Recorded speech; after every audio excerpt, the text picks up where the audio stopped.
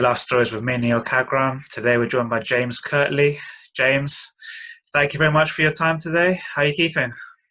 Yeah, keeping well. We're safe and well, and yeah, no problem with my time because it is something that we've currently got up with lots of. So no problem at all speaking to you. So let's talk about how it all started for yourself. So born in Eastbourne, Sussex. Was cricket always your first sporting love?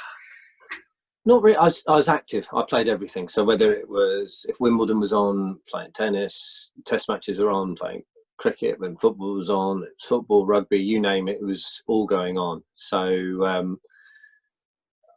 I was active, and really cricket. I was quite a late developer. Almost to extent that I gave it up. I was nearly going to give it up when I was sort of 13 or 14. Was at school at Clifton in Bristol. Wasn't really featuring in the under 14 side. Sort of almost a specialist number 9 batter, believe it or not. And phoned up Dad, who was a decent athlete. Had done really well at university at Loughborough and at Manchester.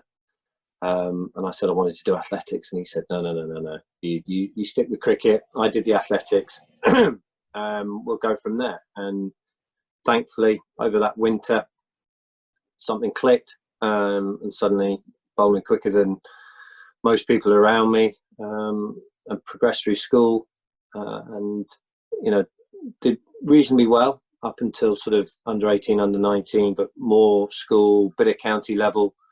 Ted James, who was an old pro and an old friend of my dad, had seen me play and gave Sussex a nudge, even though I was playing most of my school's cricket out in the West Country. And Jim Andrew, my coach at Clifton, and Ted James, who knew me well, who was at Eastbourne, put me through and pretty much started on the staff in 1995. Yeah, so you said that you didn't really have too much time with the academy. That's different from a lot of kind of the traditional way a lot of players come through. Do you think that helped, hindered you, or just what it was? It's what it was, but what it does do is it allows me to have a far greater perspective. That I'm, you don't have to be in the system from under 14 or under 13 or even crikey under 11. I came into the system under 17s, couple of years, and was playing, say, second 11 cricket, or even crikey, I played the first team friendly before I went back to do my A levels. So it can happen. I think it helped that I probably didn't over bowl. I wasn't overcoached. So there's lots of benefits, but it gives me a really good balance, and it's a nice story and it's a real story. It's for guys in the Sussex pathway. If it's not quite happening for you at 10, 11, 12, 13, it's not the end of the world. Late developers are great, and people will all develop at their own time. You don't have to fit inside the sort of pathway model as such. And you said you kind of made your debut in 1995. You then went, I think, the following winter, the year after, to Zimbabwe. And I hope I'm pronouncing the club correctly. Mashonaland? Mashonaland, yeah. So Andy An Flower interesting story, because you actually played against England and skittled them out in this kind of Flora tour that Mike Atherton led. They drew the 2-match test series 0-0, lost the ODIs 3-0. But yeah, talk us through that. So Andy Flower had come so Andy Flower had come over and played for my club Eastbourne. Richard Housel, who I think he was just managing, and he wasn't captaining it, but he was very instrumental in getting Andy over. He spent some time in Zimbabwe himself. Richard and I, actually, I was renting a room off him as well, so we'd had 2 or 3 years. So it was more of a university of life than a university of any other kind. But it really gave me a great foundation. So Andy came over to play for Eastbourne, and I thought, crikey, can I get over to Zimbabwe? England were touring. So went and played for his club, Old Georgians. Things went really well. Ended up training with Andy and Grant and many of the Zimbabweans at the time, and got an opportunity to play for the district with Mashonaland. And had an incredible few days against England, which I don't think I was really forgiven for about 5 years. 7 wickets, wasn't it? It was, and it was. You remember those moments purely because you're just having fun. It just gave me as a young player how hard you had to work. You know, the way these guys trained. They obviously had huge ability, but you know, the rest of the squad were going to work as hard as they could. Their fielding was going to be as high, and the intensity they trained at was immense. And it really did lay a fantastic foundation for me as a young pro to go, actually, if I want to go and play international cricket, you know, I really need to work at this level. And it was an incredible experience. And then full international recognition came in 2001 in Zimbabwe, Harare, in an ODI. Prior to that, though, there was a lot said about your action. Can you talk a little bit about that? Am I correct in saying that you had to go in front of a panel, like legitimate action? Can you talk a little bit about that? Yeah, so not a lot had happened up until the series, and then 2001.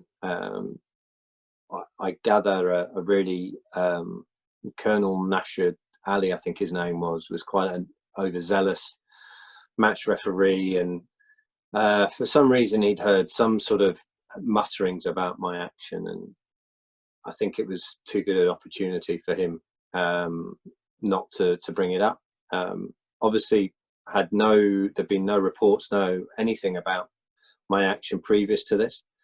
So, you know, that wonderful sort of moment of making your international debut completely dampened down by the sudden you've been your actions being questioned. So, you know, huge sort of spectrums of emotions, and a tough one to take. But I was lucky out there, and that, yes, you know, England were hugely supportive, but equally I had a really good friend, Johnny Saunders, who used to do all the sports with Chris Evans, and he'd been on the TMS, and it was his first tour with the BBC.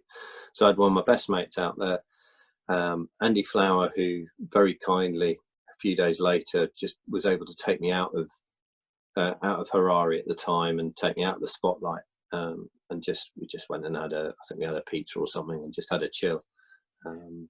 But it was a secondary support network there that really helped. But England were fantastic in the support they gave me.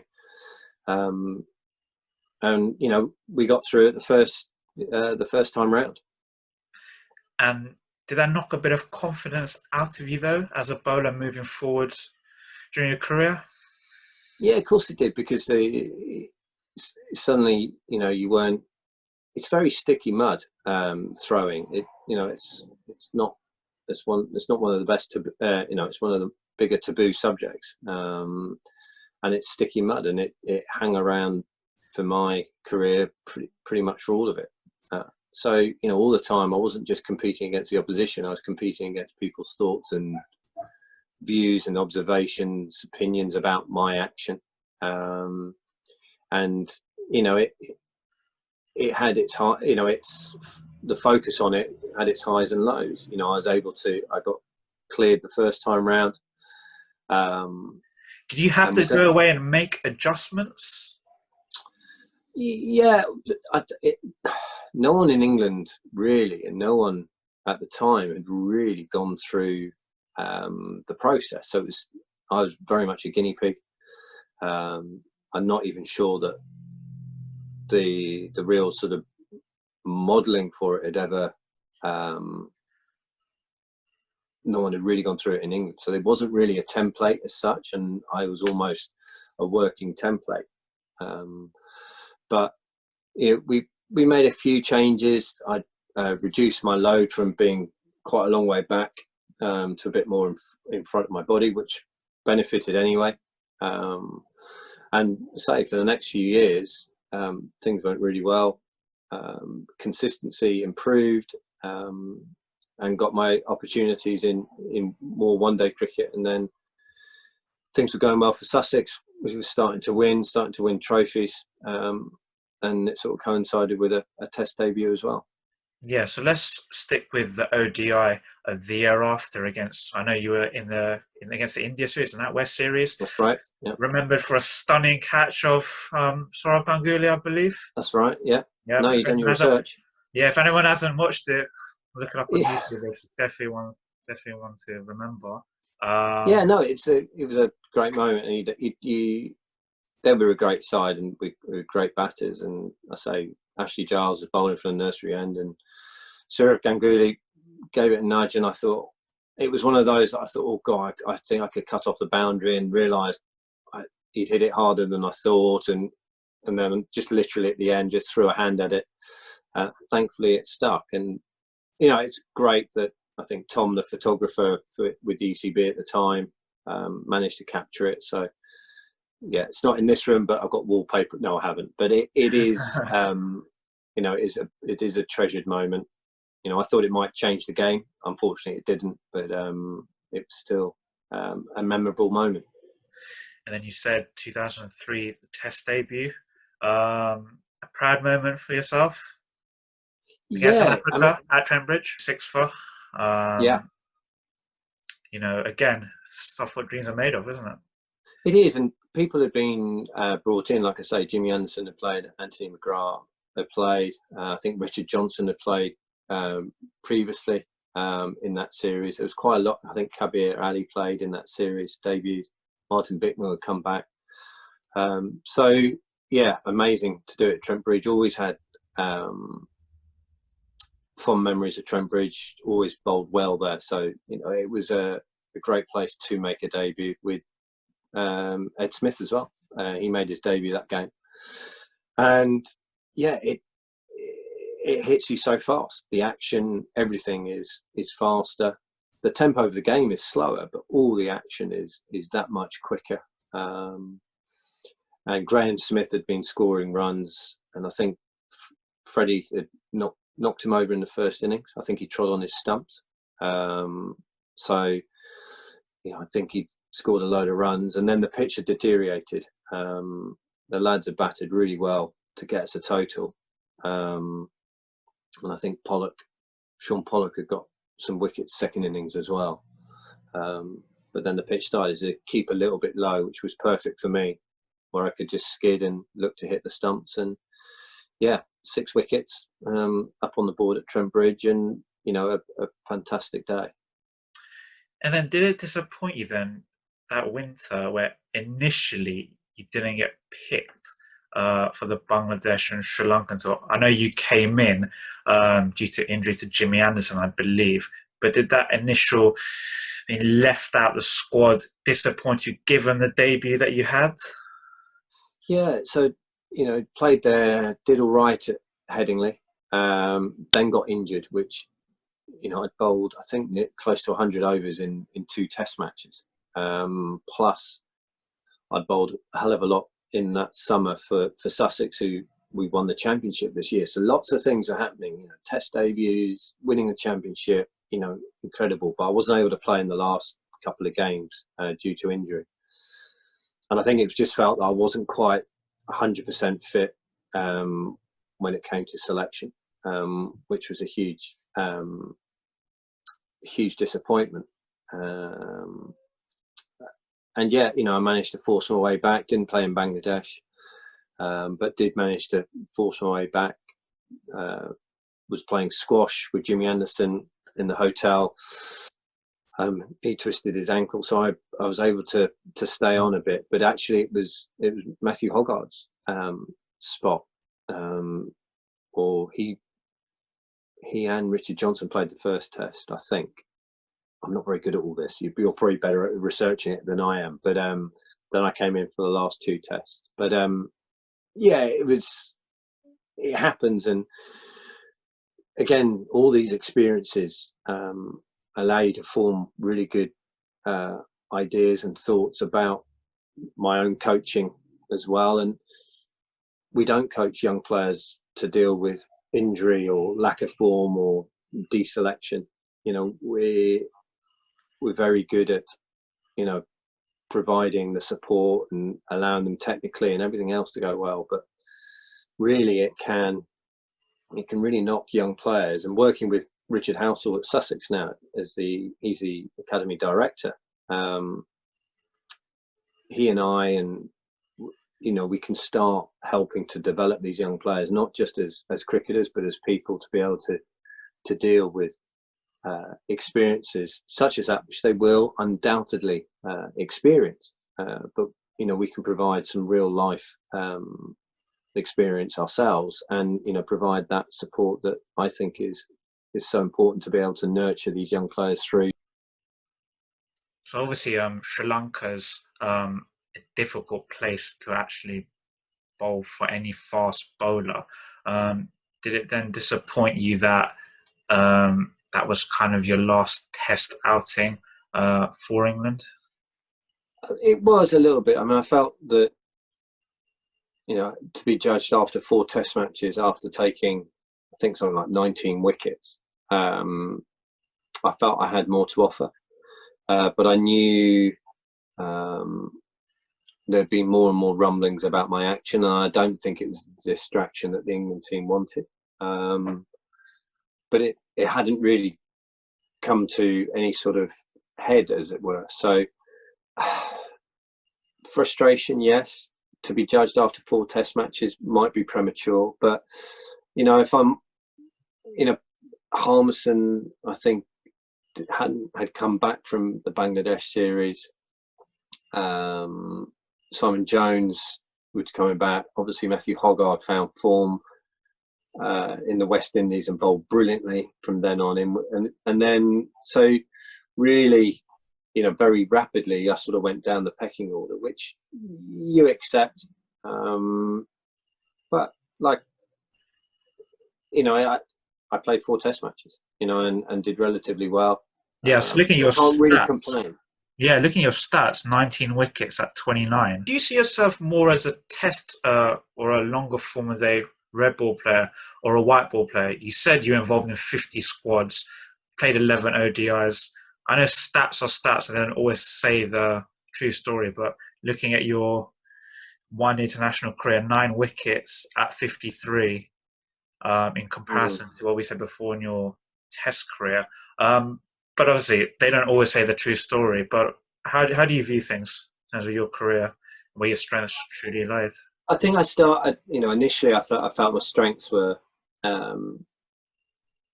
was to move the ball laterally. So, you know, the red ball, I was able to swing the red ball, you know, in an orthodox way, and then towards the latter part of my career, you know, with Mushy coming to Sussex. And understanding the skills of reverse swing, so moving the ball laterally was basically my skill there. But in one-day cricket was the ability to adapt and to close out the innings and bowl at the death. So red ball or white ball, I think it changed. I think you get a lot more, there's a lot more spotlight and a lot more television domestically around white ball cricket. And I think domestically, I love playing white ball cricket. But yeah, test matches those are, I think, even now people, I talk to friends and they say, well, you know, you've got all these franchises, all this attraction, all the money and everything else like that. And they don't get the idea that players want to play test cricket. And I think playing test cricket is the pinnacle. I still think it, you know, working with the likes of Jofra and Chris Jordan, you know, they still talk about test cricket. And yet they could, you know, they walk into any of these franchises, these leagues around the world, but it's test cricket where they feel they're being properly judged. So, yeah, I think, you know, red or white, I don't know. But, you know, it was just more to be able to have the skill to think on your feet and try and deliver what you could at the time. And then 2005, again, questions about your action. Yeah. But then that didn't stop you performing for Sussex in 2006, the C&G final. A word about that? You got Yeah. five. So 2005 got reported for action, and on this occasion they had a much more rigid way of measuring everything. And I was found to be over the legal limit of 15 degrees. So we spent the winter remodeling. And actually, Who were you working with? Was it the England bowling coach, or was it Sussex? Or? No, because it was all at Sussex, and Pete Moores initially started it, and then Mark Robinson took it on from there. And it was a really difficult time for me. But what I did discover is that all it had to do was to move the angle of my arm almost by a fist width from just a little bit lower. But it took us 2 or 3 months to get to that point. But it was almost impossible to measure over the winter to whether we couldn't, with the naked eye, tell if I could bowl a ball between 11 degrees or 19 degrees. So that was the 4 degrees either side of what you're allowed. But we couldn't visually, even with slow-mo cameras, we couldn't tell the difference. So we were shooting in the dark a lot of the time, but got cleared. Took me a bit of time to get, because I got cleared quite late in the proceedings in March. So I was competing with that, but then white ball cricket went well with Sussex. We were going really well in the championship.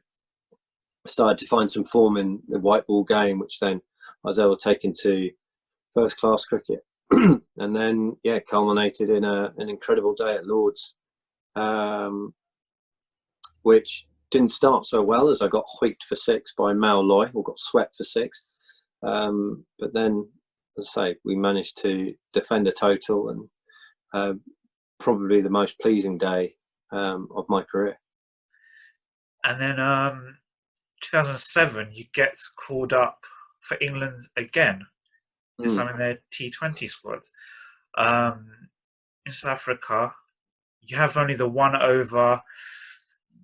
What was the kind of communications you had with the ECB and the selectors during this period? I think no one really knew. England had been playing T20 cricket since 2003, and I think actually I might have bowled the first ball that was ever televised. I think it was a wide actually at Southampton, but I don't think anyone really knew how to take it. The Indians rested a lot of their top batters for that World Cup. We, as England, went in with quite a lot of specialists. So I think Jeremy Snake was there, Chris Schofield, Vikram Solanki. He might have already been playing. I'm trying to think who else had sort of been brought in. Darren Maddy, done brilliantly. So you sort of, they thought they'd bring in some specialists, but the one-day team, the England one-day team, had actually done incredibly well that summer. So it was quite a probably an unsettling period for everybody. I think there'd been 2 or 3 captains. I think Vaughan had done a bit, Strauss had done a bit, Collingwood then took over. He was captain in South Africa, so you had 2 or 3 captains. So I think the whole thing was perhaps a little unsettled. But I got my chance, didn't take it, bowled a poor over against Hayden and Gilchrist at Cape Town.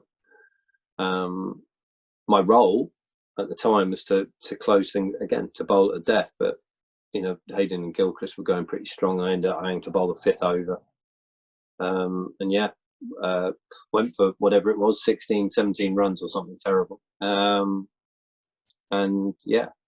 wasn't to feature again. And then you saw the remainder of your career at Sussex. Did the hunger remain? Did you have ambitions to ever try and get back into the England setup, or did you know 2007 that was it? I knew pretty much that was it. I thought, that Red Bull, I was coming out of the Red Bull side at Sussex and was mainly from the last 2-3 years of my time at Sussex. I was on a one-day contract really only. But no, we had some unfinished business. I wanted to win every domestic trophy at Sussex. I think as a team we'd won the 50 over knockout or 50 over C&G. We'd won the championship twice in 2000, and then the third time in 2007. Then we won the 40 over league 2008. We won those back to back, and then in 2009 was the T20, and we won it then. And that was the hunger. I mean, we had a side that it was such fun to play at Sussex.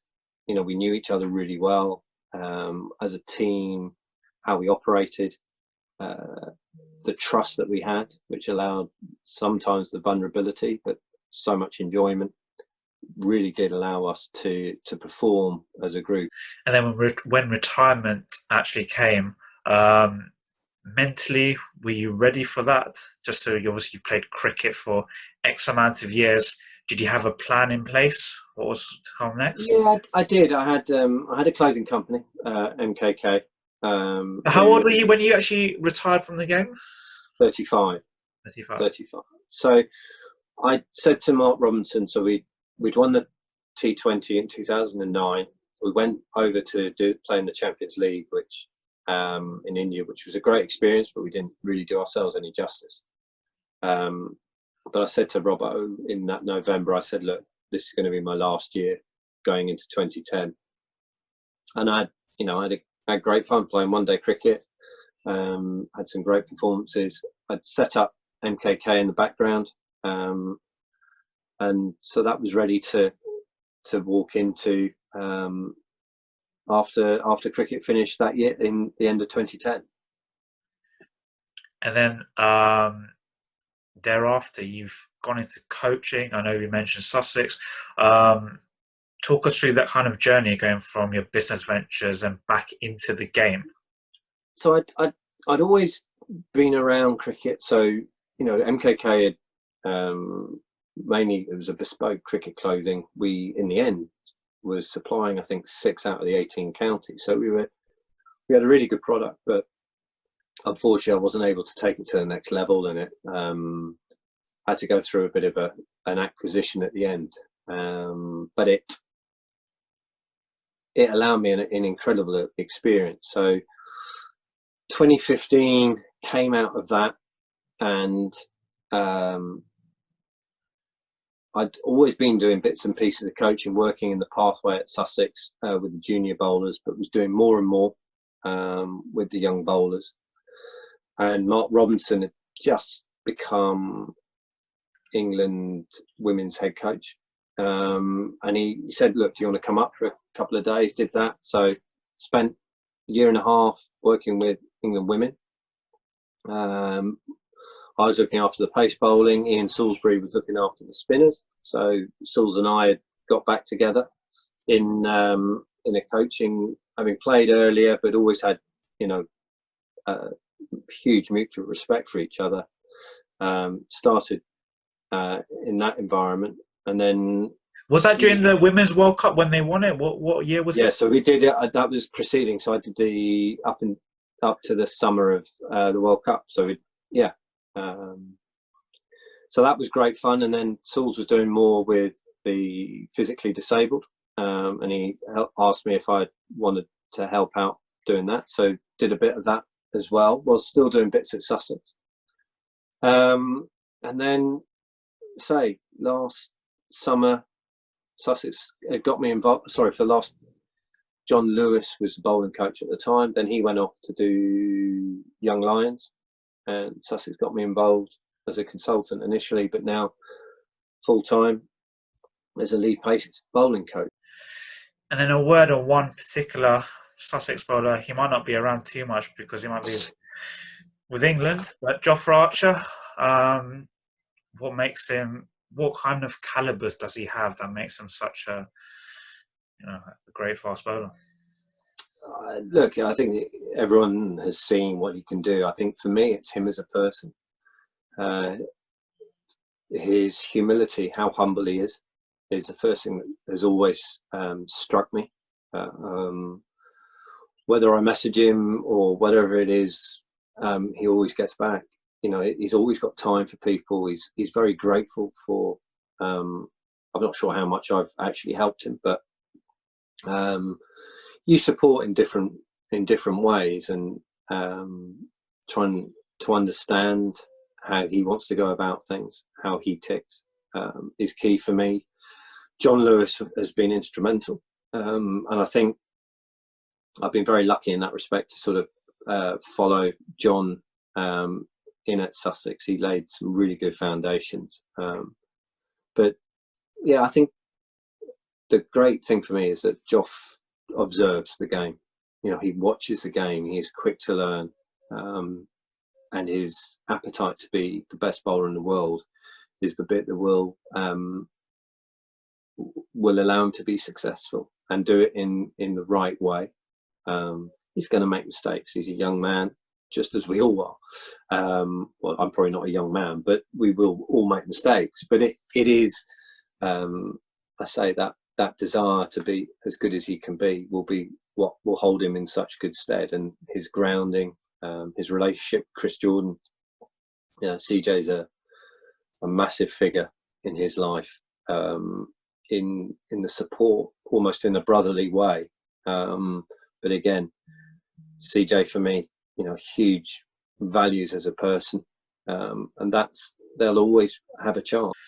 Perfect. James, thank you very much for your time today. Hopefully we do get some cricket this year, and all the best with the coaching. Thank you very much, Neil, and fingers crossed, as you say, for this season. Brilliant. Neel Khagram, Cricket Last Stories, James Kirtley. Thank you.